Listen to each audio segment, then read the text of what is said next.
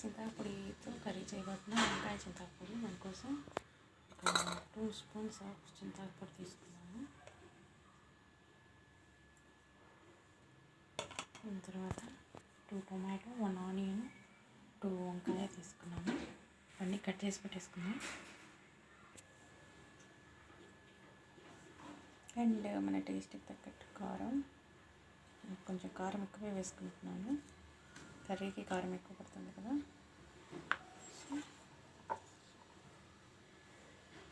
కొంచెం పసుపు,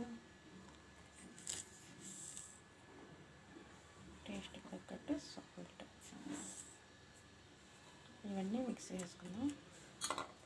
కొంచెం వాటర్ వేసి మిక్స్ చేసి పెట్టేసుకున్నాము. మనకి ఏంటంటే ఎక్కువ చింతపండు అవసరం లేదు, కొంచెం అంటే కొంచెం పులుసు కోసము.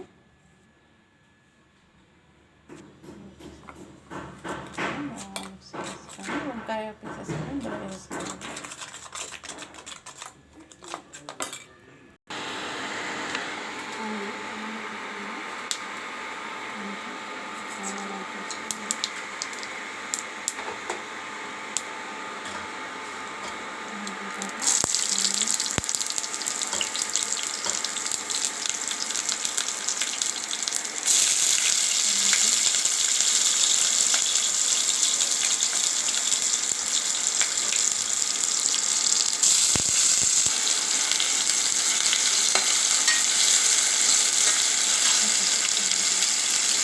చూడండి, ఇలాగా చింతాకుపొడి, ఉప్పు, కారం, పసుపు, వంకాయ, కొంచెం టమాటో యాడ్ చేసి ఇలా కొంచెం టమాటో యాడ్ చేసి పెట్టేసుకున్నాం అనమాట.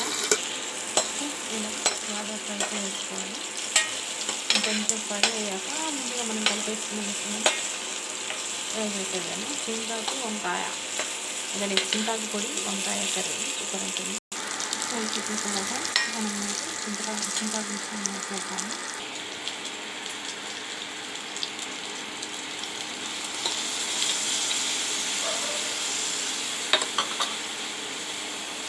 మిక్స్ చేసేయండి. తర్వాత ఒక 10 మినిట్స్ అలా తర్వాత ప్రిపేర్ అవుతుంది. దాని కూడా చింతపండు వేసేయాలి.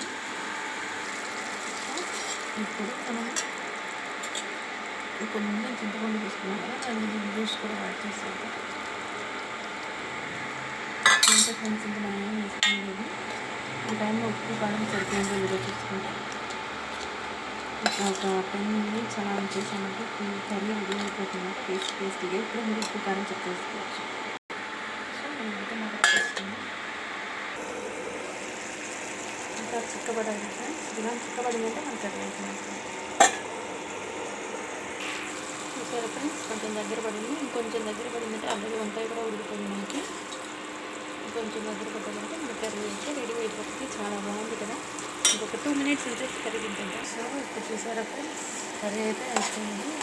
నేనైతే కొంచెం సేపు ఉంచాలి, ఆగలేకపోతున్నాను. మనం వేడి అన్నాము. కొంచెం కలుపుకొని చూద్దాం. ఎట్లయితే అది సరిపోద్ది.